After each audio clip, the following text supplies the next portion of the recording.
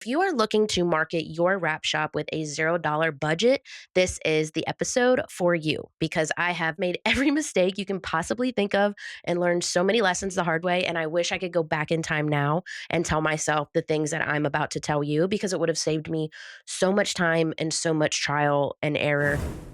Are you wrapping cars more than 12 hours a day, every day? Working nonstop but can barely get by? Burnout, missing deadlines, and wondering just how much longer you can keep this up? That was us too. We started our wrap shop buried under $250,000 in debt, and it felt absolutely impossible. But we dug out, built a profitable shop, and are still in the trenches of owning and operating a wrap shop. We're here to share what we learned along the way so that you don't make the same mistakes that we did. And we're here to help you with the business side of the wraps, like pricing, building a team, streamlining your systems, ultimately so that you can run your shop and your shop stops running you. Welcome to the WrapOps Podcast, brought to you by Wrap Fam Unleashed. Hey guys, what's up? This is Tanor here with the WrapOps Podcast, coming at you today with a solo episode, really answering the second part of the question that was submitted by one of our awesome listeners. And that second question was just essentially, do you have any tips on organic marketing? So the reason that we decided to do this episode solo of just me is because I really handle most of the marketing for the business. While me and Andrew definitely work together on everything, we kind of have different realms of what we cover. And my marketing journey has been pretty interesting because if you remember our backstory, we had so much debt and just so much going on in the very beginning that, of course, we couldn't pay anybody to help with any sort of marketing. We couldn't pay for any ads. So if you are looking to market your wrap shop with a $0 budget, this is the episode for you because I have made, like I start off every episode, I have made every mistake you can possibly think of and learned so many lessons the hard way. And I wish I could go back in time now and tell myself the things that I'm about to tell you because it would have saved me so much time and so much trial and error. And like I said, I did not go to school for marketing or anything like that. This is just strictly from, did this make our phone ring or did it not? Like, did we get sales in the door or did we not? Because at the end of the day, that is how you measure your marketing efforts. It really doesn't matter how many followers you have and things like that if your phone's not ringing. And that took me a long time to learn, and I've touched on it in other episodes.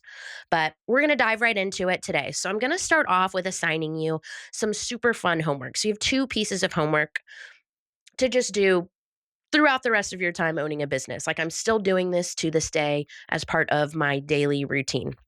So the very first thing is you are going to start watching ads. I don't care if it's on YouTube. I don't care if it's on Instagram. Me and Andrew literally pay for the discounted version of Netflix so that we can watch the ads, which is kind of like weirdly nerdy and reverse from what you would probably think you would do. But we actually love to watch the ads. And what we essentially do is we just dissect them right after the ad's done. Immediately we'll be like, man, that was a good ad, or that ad sucked, or I can't believe that someone approved that ad, or who is their target market of that ad. And we just kind of discuss it. And it's kind of like putting yourself through like an ad boot camp, like a marketing boot camp. And another key point here is paying attention to like what ads actually worked on you. Like what made you buy the product and you're like, oh, they got me. Like their marketing campaign worked on me. And then think backwards to like, how the heck did they do that? It's really interesting when you can stop getting annoyed by ads and start learning to learn from them as like a free education source. And like quick little caveat and like fun story. We were watching Netflix a couple weeks ago and there was this ad that came on and it was this little kid in a bathtub and his mom was like bathing him and they were singing a song, the like, do you know the Muffin Man? Like that Muffin Man song. And I immediately pointed out that there was a glass of milk right by the tub. Like right when the ad started, I was like, why is there a glass of milk by the tub? Like who drinks a glass of milk in the bathtub? That's so stupid. 5 seconds later, it turns out the whole ad is for milk. That's what they were advertising. I want to say like 3 days goes by. I'm in the kitchen and all of a sudden I'm just randomly, me and Andrew are really weird. I'm just like shouting, do you know the Muffin Man? For no reason. Like in my mind, I don't know why that's stuck in my head.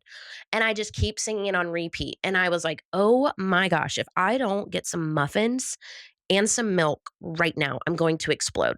Mind you, I'm also pregnant. So cravings are 10 out of 10 right now. So I'm like, Andrew, we got to go right now. We got to run up to Kroger and we have to get some muffin mix and some milk. So we did. We go get it immediately. We come home. I kid you not, on the TV, that ad comes on and my jaw just like hits the floor. Cause I'm like, oh my gosh, this ad that I made complete fun of freaking worked on me. Like I got muffins and milk, and they weren't even advertising the muffins. They were only advertising the milk. But all that to say, you'll start creating these weird aha moments where you're just like, holy crap, that ad was actually really good. So, what worked in that ad was the weirdness of milk being by a tub and using a childhood song that people recognize. Now, obviously, how do you translate that into marketing your wrap shop?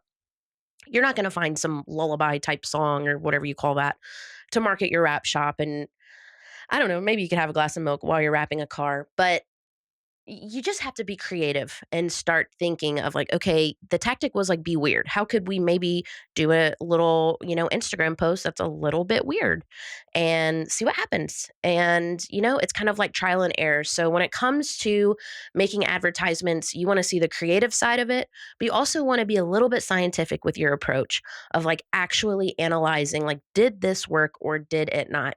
And also, when it comes to science, they don't typically run an experiment one time and then call it fact. They do it multiple times. So just because you try something one time and it doesn't work doesn't mean that, you need to scratch the idea and completely start from the drawing board all over again. It just might mean that you need to do it 10, 20, 30 times and then assess, okay, over all of these, how did it go? So first two pieces of homework is what ads worked on you.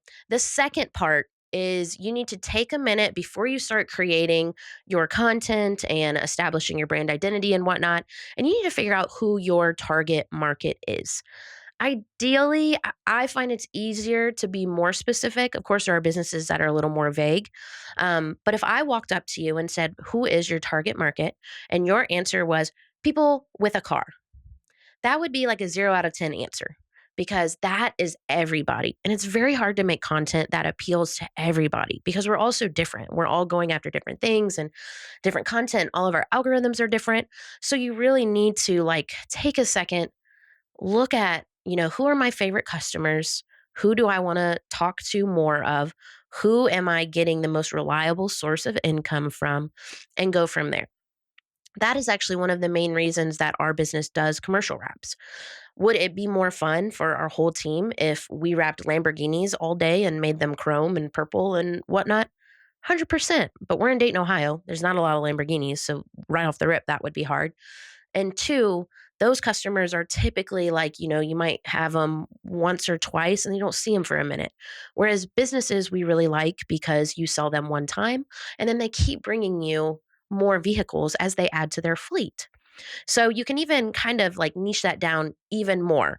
So you could say, I want to market for my enthusiast side of my business to high income households. So maybe a household that makes over $200,000 a year. And how I came up with that number was I noticed we started getting a lot of like doctors and lawyers for like PPF and color change. And so I started Googling like what's the average salary that they make or whatever to kind of help come up with this. And then you could even have one for your commercial wraps. You could say maybe businesses making over 1 million in revenue or 5 million in revenue or whatever that may be. And you can reverse engineer that same way of like Googling, an HVAC company with a fleet of 10, what's the average revenue that they might have or something. And so the big key thing there was we were looking for a larger fleet. So when we first started off in the wrap business, we were wrapping rust buckets from people who haggled us every single step of the way. And then from businesses, we had a lot of like brand new business owners who would bring like their personal vehicle or their very first vehicle and typically like wouldn't get a full wrap. So they would struggle and go more of like a lettering or a partial wrap option, which is fine. It's just, again, a little bit harder to sell. And then it's going to take them longer to bring you another vehicle. So, what ads work on you and identify your target market. One thing I want to bring up that came up in our listeners' question. They brought up a question about marketing on Facebook Marketplace, marketing vehicle wraps on Facebook Marketplace. You need to think who hangs out here. who hangs out on Facebook Marketplace? When I personally go to Facebook Marketplace, it's because I'm looking for a deal. It's because I know what the full dollar price is, but I want to pay less than that. So I go to Facebook Marketplace. So personally, I would not market our shop on Marketplace, but we are not going after like the lowest dollar customers. So if that's what you're going after, then that would be a great place for you. But if you're trying to go for a more higher, margin customer, then I would not post on Facebook Marketplace to advertise your wraps. So you want to post a little bit more of, like I said, where your customers hang out. That's a big reason that we stopped with TikTok. So I've said it before. If you go look at our TikTok page, you'll actually see where we just stopped because I essentially just ran the numbers, ran the data, and I'm like, we have a lot of followers and we'll do, really funny videos and it's fun to make with the team, but we're not closing anything off of it. But the comments will be full of people from Virginia or somewhere that's nowhere near here saying, "Oh, I would love to come to you guys for a wrap." So it fed the ego, but it didn't actually help my team out at all. So you'll actually see where we quit making TikTok videos and I switched our efforts to Facebook, Instagram, and LinkedIn to hit more of our local market because that's where our customers are. So make sure you take the time to do that because it will make your life easier. So then every time you run any sort of content, you send out mailers, you're advertising at a car show, whatever it might be, just ask yourself, is my target market going to be here? And if the answer is no, then pass on the opportunity. And like I said earlier, beware of kind of chasing that clout, that, the likes, the follow game. Yes, it feels good. What you're really going for is engagement, I have discovered. So I would rather have a post with, 10 comments on it, like organic, like not bots, like nothing weird. I would rather have a post with 10 comments than 10,000 fake followers. And it's pretty easy to tell when you log on to another person's account and you see their followers, but then you look at their engagement and it's like at absolutely zero, that you can typically tell that they bought their following, or they had some sort of big change in their marketing person. But anywho, just beware of that. And the other thing I'd like to cautious you of is, what type of wrap shop do you want to be? Do you want to be one that like your face is the wrap shop? Or do you want to be able to walk away from your business at some point and the business keep running and customers keep talking to the people that you have hired? And by that, I just mean, be careful. Like, I don't market performance wraps, our wrap shop. I have never marketed it as Tanor Banks. It has always been performance wraps. I purposely try to make sure other people are all over the content. I never wanted it to be just me in here because I would love to be able to, do a little bit more of a back end role to where I'm not like physically sitting in the building every single day. And I knew that in order to achieve that, I could not be the face of our company. So if that is what you're going for, then wonderful, post you all day long. But just be aware of that and be aware that customers will get attached to you and, they'll call, hey, I only want to talk to this person. And you'll have to figure out how to navigate if you do that. I like to compare it to Kat Von D. If you guys grew up watching like her, the tattoo artist, famous tattoo artist, she has her own tattoo shop. And I weirdly think wrap shops are very similar to like tattoo shops in a odd way. It's a weird like marketing comparison I've had. I've done a lot of studying of tattoo shops. But anyway, when you show up to her studio, you typically want her. I do believe she has like associates now. You can go to someone else. Like you don't go to her room, you go to her associates. But I'm sure that was very hard for her to achieve as other people wanting to go to her associates versus just her. So keep that in mind as you are picking your marketing efforts. And now moving on, now that you've done your homework, you know your target market, you've watched your ads, you're feeling good. Now moving on to kind of more tangible tips that I have learned along the way once I started posting content consistently. So the very first one is connecting with your audience is really hard to do with just a picture of a car. So not to say don't do it because there's a fine line there between you are a wrap shop, so you need to show your work, but you also need to be able to relate to other human beings on an emotional level because people are not going to connect with just a picture of a wrap. They're going to connect with you, your story, the business that's running, the employees that work there, all of those things. So, a quick example of that, we actually had a customer come in, I think it was just last week, and fun fact, he said he went with us because of our follow up, which, if you haven't checked out that episode, please go ahead. You'll see that in a previous episode that we did all on our follow up process.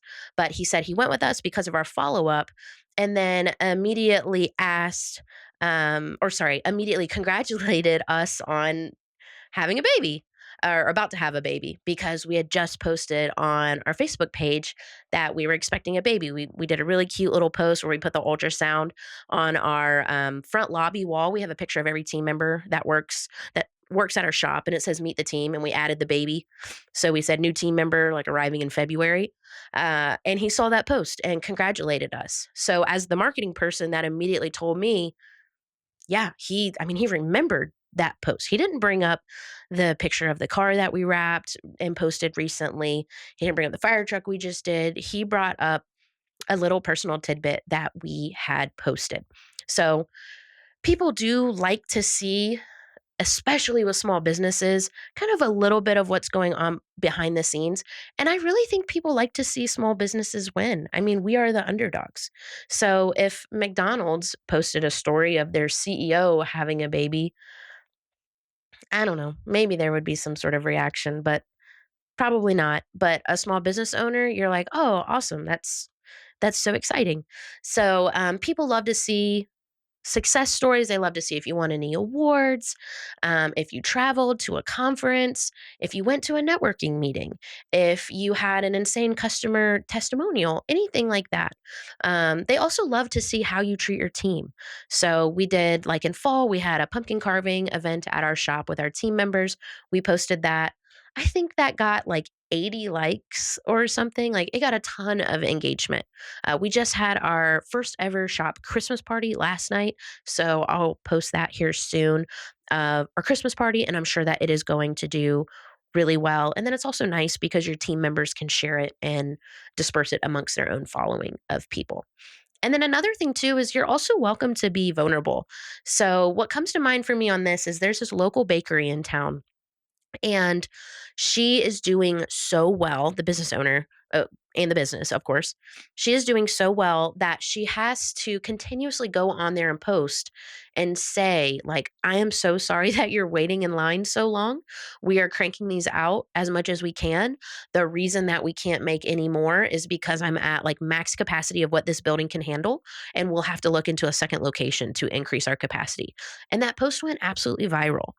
Because what a cool problem to have. Like most people, of course, you kind of get the turds every now and then, but most people are excited for you, especially when you have such a good problem like that. So don't feel like the page has to only be wins. You can also, kind of put your quote unquote losses in there and just tell people how you plan to fix it. This is a problem that we're enduring. This is what we're actively doing to fix it. And I just want to thank you guys for working with us.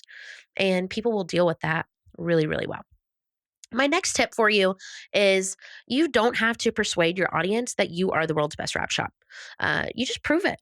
So, it's kind of like the don't walk the walk if you can't talk the talk. Oh, wait, I said that backwards. You talk the talk. Wait, how do you say that? This is my blonde hair showing. You get what I'm saying here, though. But how do you do this? So, if your whole page is just far away pictures of a wrap that was completed, it really only shows like 20% of what you're doing.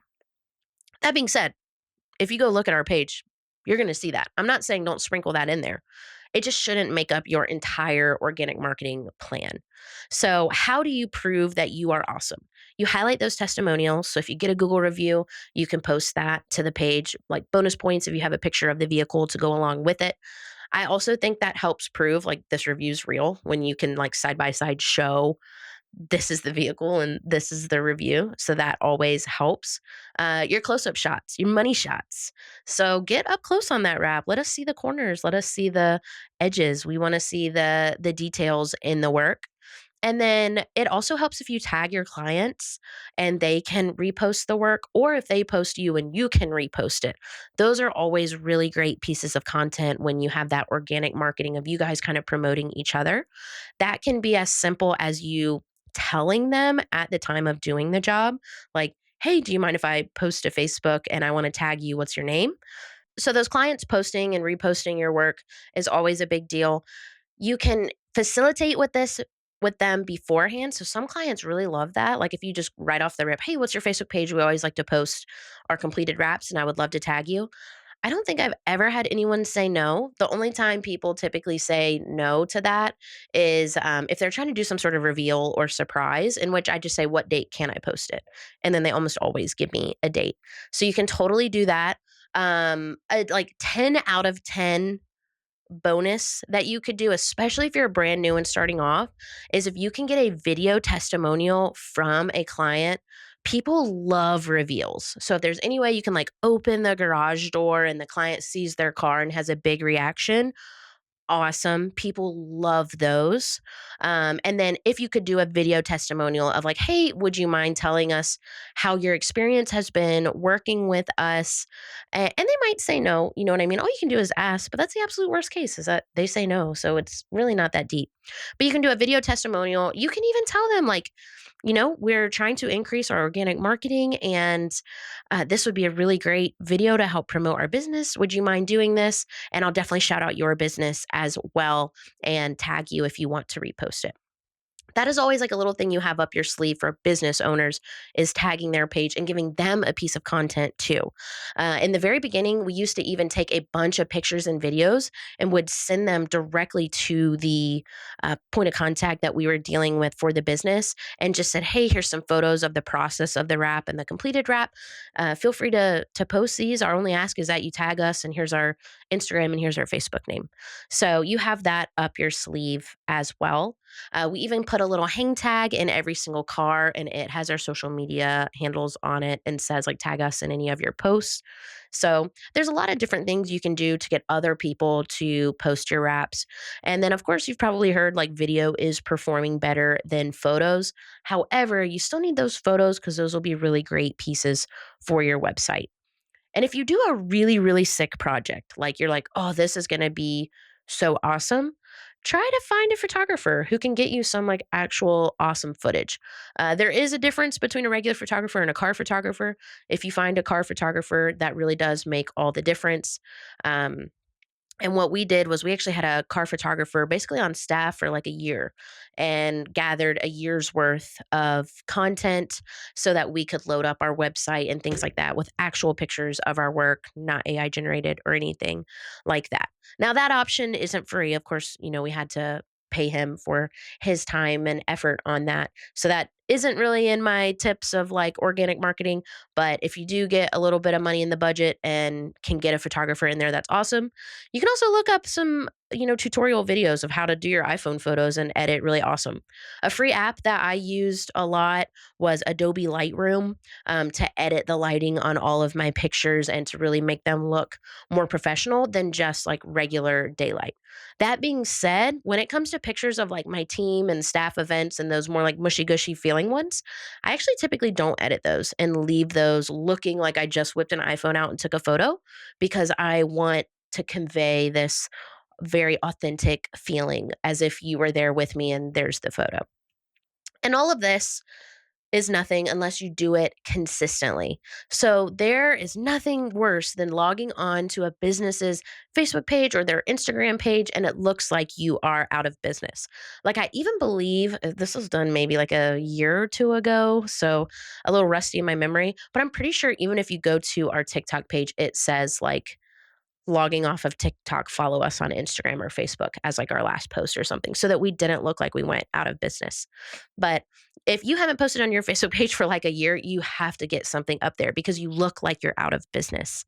So it would almost be better to like maybe even delete the page or something like that if you made too many. But you want to post consistently. Another free resource that you can use that I have found, it's called Metrical, Metricool. It is a free scheduling software. The really cool part is if you have a team member who can help you, they can post the content, come up with the caption on a scheduling calendar and then send it to you for approval. So you can kind of see every single post and approve it before it goes out. And so you can get a month, 2 month, however far you want to go out of content scheduled in advance. Of course, there's other resources that you can use that do cost money, but I have found that Metrical has been pretty user friendly for us. I have a couple things that I wish it did do, but if you're looking for a good resource on an automatic scheduler, that has been really great. My next tangible advice for you: review your own content performance. Is very simple. What did well, and do more of that. I'm going to repeat that one more time. What content performed well, and then do more of that. I feel like so often, like, a piece of content goes really well, and our brain goes to, like, what's the next best idea? Why are we coming up with another idea? You just did it. You just figured it out. So do more of that thing. So pretty simple on that. And that's really almost all of my marketing advice. It's really common sense, very simplistic advice. So I noticed on our page that people connect really well to me and Andrew's story, the growth of the business. When we say, this is where we were and here's where we are now. And I'm just so grateful for everyone here. So just do what works. You know what I mean? And then my very last piece of information is about using your personal page and a business page. So I see this get mixed up all the time. So, first things first is what I talked about earlier. What is your goal? Are you promoting a wrap shop that can run without you, or a wrap shop that runs because of you? Like, you are the sole focus. So, in our instance, we are doing a wrap shop that we want to run without us. So, we will post on the Performance Wraps business page. And if anything, we will go to our personal pages and share it. We might share it and we might share it with like a comment to our audience, but we're always sharing it. We do that on LinkedIn as well. We're always sharing stuff to our personal page, but we're sharing the business page because I want people to click on the business page and follow the business page directly. If you're always advertising your business on your personal page without doing that method, in my opinion, it just starts getting the lines kind of blurred on what is the business's core values and beliefs and what are your core values and beliefs. And this is especially true if you are like a chronic Facebook poster or Instagram poster or, whatever you want to call yourself. Me and Andrew actually don't post a ton personally. If it were up to me, I would not be on social media at all. I'm a little hippy dippy on that and just think like screen time is bad for you and whatnot. But I understand I have a business, so I have to be on social media. But I don't personally post a lot. So you'll pretty much only see like the business stuff getting shared on my personal page or like dog adoptions because I really love dogs. So if there's like a dog that's up for adoption at a humane society, I post it. So, but I'm okay with that. But anywho, if I was consistently posting like my political beliefs or an argument that I got in with my family and I'm kind of like airing that dirty laundry out, or can't believe this person cut me off at this red light, blah, blah, blah. And then the next post is promoting my business. You just kind of start blurring the lines of like, I don't know if I want to go to that business because I don't know if I agree with what that person is like always posting online. So it's just easier to just separate the two. Like, don't shoot yourself in the foot. I cannot tell you how many times I see other business owners, not necessarily wrap shop owners, but just any of our, maybe customers or just any local businesses that we follow where they are posting so much information on their personal page and then immediately like posting about their business. And I'm like that's mixing a lot. I probably would not have done that. So that's my last piece of advice is try to keep your business and personal separate online unless your goal is for you to be your company's brand. Then it would make sense. Again, the Kat Von D of the rap world, post on your personal page. That makes total sense. So awesome. So those are my quick tips on organic marketing for you. And I could talk about this for hours. This was really on the social media side of everything. Of course, there's all sorts of other realms of marketing, but I wanted to touch on that organic that free piece. And the big thing here is you just have to keep doing it. It took us years to hit 10,000 followers. And that was a goal for so long, was to hit 10,000. I remember when our page was at like 50 people and building it. And we're currently doing that right now with WrapOps. So if you aren't following the WrapOps Instagram page or Facebook page or YouTube, please go ahead and give us a follow, give us a like. We try to keep our podcast a little bit more business and give you those tangible business tips. But if you do go onto our social media, you see a little more of what's going on behind the scenes and kind of how all of this is evolving and growing, and a little bit more of our personal story. So thank you guys for joining in with us today. And don't forget, if you have a question that you want us to address, you can head over to wrapops.com and scroll to the bottom, and there is a place for you to submit a question, and we just might answer it on the air like we did this episode and the last one. So thank you so much. Be sure to like and subscribe, and we will see you in the next episode.